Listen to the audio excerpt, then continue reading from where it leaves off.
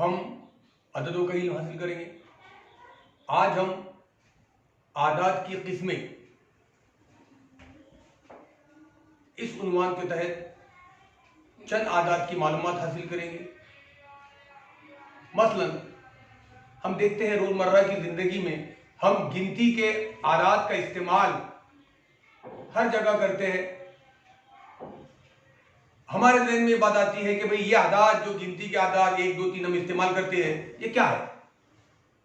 तो आदाद के अक़साम में मैं इस तरह से अगर इसकी तारीफ को आपको बयान करना चाहूँ कि आदाद जो 1 से शुरू होते हैं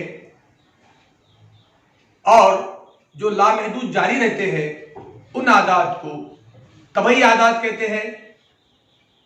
तबई आदाद को अंग्रेजी के हुर्फ एन से जाहिर किया जाता है। तबई आदाद एन बराबर मेहराबी कौस में 1, 2, 3, 4 डैश डैश डैश डैश। यह है तबई आदाद, नेचुरल नंबर की तारीफ, जिसे हम मुख्तसरन गिनती के आदाद भी कहते हैं।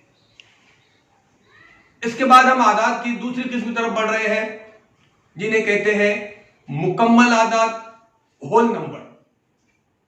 आदाद जो सिफर से शुरू होते हैं और जो लामतनाही जारी रहते हैं, इन आदाद को मुकम्मल आदाद कहते हैं।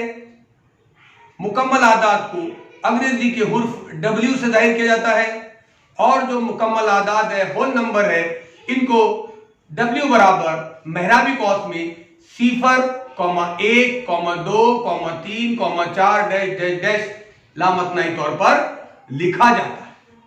अब हम आगे बढ़ रहे हैं आदाद की तीसरी किस्म की तरफ, सही आदाद, जिसे अंग्रेजी में इंटीजर कहते हैं।